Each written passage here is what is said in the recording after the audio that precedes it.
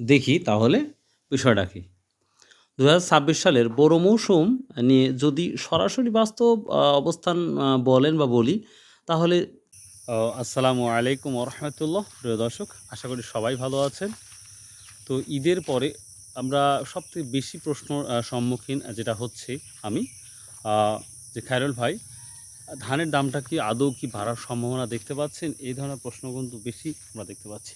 তো প্রিয় দর্শক, আমি যেখান দিয়ে হেঁটে যাচ্ছি আমাদের বাড়ির নিচে প্রচুর বড় বাঁশবাগান, আই থিংক অন্যান্য বাগানও আছে। তো এর মাঝখান দিয়ে হেঁটে যেতে খুবই ভালো লাগতেছে। আশা করি এই ধরনের ভিডিওটা নিঃসন্দেহে আপনাদের ভালো লাগবে। যদি ভালো লাগে অবশ্যই কমেন্ট করবেন। তো যাই হোক, কোনো সাউন্ড নেই। আ আ যেই গাছের গাছের নিচে বসে থেকে বা দাঁড়িয়ে থেকে যে ভিডিওগুলা করতেছি, সত্যি কথা বলতে আমার খুবই ভালো লাগতেছে। আশা করি আপনাদের ভালো লাগবে। তো প্রিয় দর্শক, যে কথাটা আমরা বেশি শুনতে পাচ্ছি যে ভাই, ধানের দাম বাড়ার কি সম্ভাবনা? যদিও আমি ২ থেকে ৩ দিন আগে একটা ভিডিও তৈরি করেছিলাম যে জুন জুলাইয়ের শেষের দিকে দাম বাড়ার অনেকটাই সম্ভাবনা আছে। তো আজকের ভিডিওর মাধ্যমে আপনাদের দেখাবো যে কত পার্সেন্ট এই ধানের দামটা বৃদ্ধি পাওয়ার সম্ভাবনাটা অনেকটাই বেশি। এটা তো দেখাবো বা জানানোর চেষ্টা করব, এবং সেই সাথে আমরা জানাবো যে আমাদের বাংলাদেশে কি পরিমাণ ধান উৎপাদন হয়েছে। একটা সম্ভাবনা আমি একটা বলবো। আমি আবার বলছি যে একটা সম্ভাবনা আমি একটা কথা বলবো। চেষ্টা করে দেখব বিভিন্ন তথ্য একত্র করে আমি সেই তথ্যটা দেওয়ার চেষ্টা করব আপনাদের, যে কি পরিমাণ ধান উৎপাদন হয়েছে আমাদের বাংলাদেশে এবং কি পরিমাণ ধান ক্ষতিগ্রস্ত হয়েছে এই আমাদের বাংলাদেশে। বিভিন্ন জায়গায় কিন্তু হঠাৎ করে বন্যা আসার কারণে, ফ্লাড আসার কারণেই কিন্তু আমরা এখন দেখতে পাচ্ছি যে অনেক কৃষক ক্ষতিগ্রস্তের মধ্যে অলরেডি পড়ে গেছে। তো সেই লক্ষ্যে বলা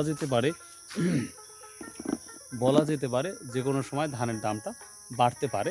এই ধরনের কিন্তু আমরা তথ্যগুলা পাচ্ছি বা সম্ভাবনা দেখতে পাচ্ছি। এখন দেখার বিষয় যে আদৌ বাড়বে কি বাড়বে না। তো ভিডিওটা যদি একটু বড় হয়, ডন্ট মাইন্ড, ইনশাআল্লাহ দেখুন যে সম্ভাবনা কোথায় দাঁড়িয়েছে ধানের দামটা এবং কি উৎপাদন হয়েছে। তো প্রিয় দর্শক, আজকের বাজার বা বিভিন্ন যেই বাজারটা যাচ্ছে সে তুলনায় যদি আমি বলি, ওই ১,০৫০ থেকে শুরু করে আমরা সর্বোচ্চ যে দামটা দেখতে পাচ্ছি ১৪০০ বা ১৫০০ টাকা পর্যন্ত সর্বোচ্চ দাম দেখতে পাচ্ছি ধানের। তো আমরা এখন আলোচনায় যাই, যে আমরা আলোচনায় কি আমরা তথ্য পাই। So let's go. দেখি তাহলে বিষয়টা কি।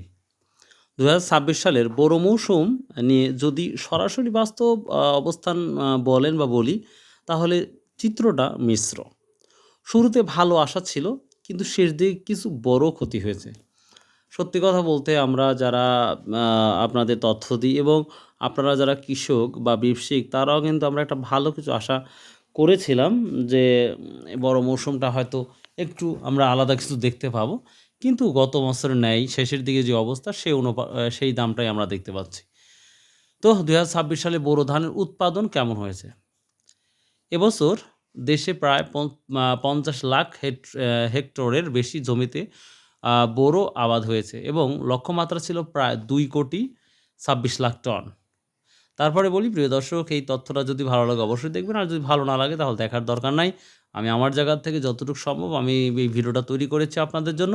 যদি ভালো লাগে অবশ্যই চ্যানেলটা সাবস্ক্রাইব করে রাখবেন, এবং যদি ভালো নাও লাগে দেখতে থাকেন, ইনশাআল্লাহ কোনো এক সময় ভালো লেগে যাবে। So let's go. মৌসুমের শুরুতে ছিল উন্নত জাতের ব্যবহার হয়েছে। মৌসুমের শুরুতে আবহাওয়া ভালো ছিল, উন্নত জাতের ব্যবহার হয়েছে, গাছের বৃদ্ধি ভালো ছিল, তাই ভালো উৎপাদনের সম্ভাবনা ছিল। আচ্ছা, অনেক এলাকায় হাওয়ার ছাড়া ফলন মোটামুটি ভালোই হয়েছে। এবার একটু আমরা যাব ক্ষয়ক্ষতির কী অবস্থা। ক্ষয়ক্ষতি কত হয়েছে? মৌসুমের শেষ দিকে বড় সমস্যা হয়েছে। তো কী সমস্যা যেটা আমরা দেখেছি? অতিবৃষ্টি, শিলাবৃষ্টি, ঝড়, আহাওর এলাকার আগামী পানি, সেচ সংকট, ডিজেল সমস্যা তো এটা আমাদের একবার ডিজে সমস্যা হয়ে গিয়েছিল। রোগ পোকার আক্রমণ। এসব কারণে প্রাথমিক হিসাবে প্রায় ১৪ থেকে ১৫ লাখ টন ধান কম উৎপাদন হতে পারে। আমি আবার বলছি, সে অনুপাতে মানে শুরুতে ভালো ছিল, শেষ পর্যায়ে এসে কিন্তু এটা ১০ থেকে ১৫ লক্ষ টন ধান কম উৎপাদন হতে পারে। তবে সেই সাথে আরেকটা কথা বলি, বাংলাদেশের আমরা যেটা পাচ্ছি এলসি, যদি ইন্ডিয়াতে পর্যাপ্ত পরিমাণ ধান হয়েছে সেই অনুপাতে ধান, চাল, এলসিটা যদি আসে তাহলে কিন্তু দাম এখন যেটা আছে এটার সম্ভাবনাই থাকতে পারে এবং দামটা যে আহামরি খুব দ্রুত বাড়বে সেটা আমরা লক্ষ্য দেখতে পাচ্ছি না। এখন উপরওয়ালা সব জানেন, এখন উনি কি সিদ্ধান্ত নেবেন সেটাই দেখার বিষয়। তো সবচেয়ে বেশি ক্ষতি হয়েছে হাওড়া অঞ্চল, সুনামগঞ্জ, কিশোরগঞ্জ, নেত্রকোনা ইত্যাদি। এখানে প্রচুর, প্রচুর সমস্যা হয়েছে। এটার কারণ হচ্ছে নিচু জমি। আচ্ছা, এবার আমরা আসি ২০২৬ সালে ধানের দাম কেমন বা কেমন হচ্ছে বা কী সমস্যা সেটা নিয়েও দেখি। সরকারি সংগ্রহ মূল্য বোরো ২০২৬ ধান প্রতি কেজি ৩৬ টাকা, চাল ৪৮ থেকে ৪৯ টাকা প্রকারভেদ। তবে এই যে সরকারি যে ইয়েটা দিয়েছে প্রতি কেজি ৩৬ টাকা কেজি, কিন্তু এটা আমরা কিন্তু বাজারে সেটা দেখতে পাচ্ছি না।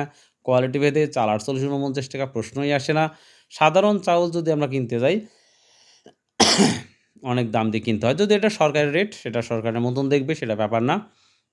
এবার আসি কিন্তু বাস্তব বাজারের দাম নির্ভর করে, মানে বাস্তবের সাথে বাজার দর নির্ভর করে। উৎপাদন কত হলো, বাজারে সরবরাহ কেমন, আমদানি ও সরকারি মজুত। এবার আসা যাক তাহলে দাম বাড়বে না কমবে? এটা কিন্তু আগে বলছি, আমার দৃষ্টিকোণ থেকে বলেছি যে দামটা সেভাবে হাহামরি যে হাউমাউ করে বাড়বে সেই লক্ষণটা দেখা যাচ্ছে না। এবছর পরিস্থিতি বিশ্লেষণ করলে দেখা যায়, দেখি দাম বাড়ার সম্ভাবনা কারণ কী কারণে দাম বাড়তে পারে। হাওড়া এলাকায় বড় ক্ষতি ১৪ থেকে ১৫ লাখ টন, এটা একটা বড় ক্ষতি। উৎপাদন লক্ষ্যমাত্রা পুরোপুরি না হওয়া, বাজারে সরবরাহ কিছুটা কমে যাওয়া, দাম বাড়ার সম্ভাবনা এগুলা কারণে দাম বাড়তে পারে। এবং দাম কমার সম্ভাবনা কি আমরা যদি দেখি, দাম কমার সম্ভাবনা কারণ দেশের অন্যান্য এলাকায় মোটামুটি ভালো ফলন, সরকার ধান ক্রয় করলে বাজার চাপ কমে। তার মানে সরকার যখনই ধান কিনবে তখনই কিন্তু বাজারটা একটু পজিটিভ হবে। তো এই ক্ষেত্রে দামটা বাড়ার সম্ভাবনা অনেক কিছুই দেখব। এবার একটু বাস্তব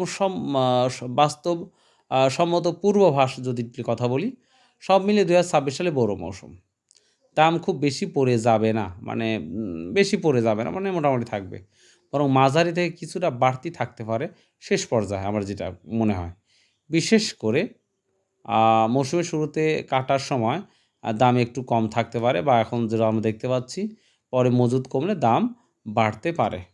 সহজ ভাষায় সারসংক্ষেপে যদি বলি, উৎপাদন মোটামুটি ভালো কিন্তু ক্ষতি হয়েছে। ক্ষতি প্রায় ১৪ থেকে ১৫ লাখ টন। দাম খুব কমবে না, মাঝামাঝি কিছুটা বাড়তে পারে, মানে কমার সম্ভাবনা খুবই কম, যা আছে তাই থাকতে পারে। মাঝামাঝিতে কিছুটা দাম বাড়তে পারে। এই তো মোটামুটি আজকের ধান নিয়ে ছোট্ট একটি নিউজ করলাম। So if you like this video please subscribe, share and comment করতে ভুলবেন না। আর কী ধরনের আপনারা ভিডিও চান অবশ্যই আপনারা সহায়তা হবেন। এবং আরেকটি আমি একটা বিষয় একটা ইয়ে চালু করতে চাচ্ছি আপনাদের জন্য, যারা কৃষি বিষয় বা কৃষি কাজ করেন ভাই। আপনাদের যে কোনো সমস্যা, বিশেষ করে আপনাদের ফসলে যদি কোনো পোকামাকড় বা কোনো সমস্যা যদি আমার হোয়াটসঅ্যাপে যদি আমাকে ছবি দিয়ে দেন, তাহলে সেটার আমি সম্পর্কে হয়তো ডিটেইল আপনাদের জানাতে পারবো। তাহলে হয়তো আপনাদের যেন অনেক উপকারে আসবে। ইনশাআল্লাহ খুব দ্রুত এই কাজটা শুরু করবো ইনশাআল্লাহ। So all the best. আসসালামু আলাইকুম ওয়া রাহমাতুল্লাহ।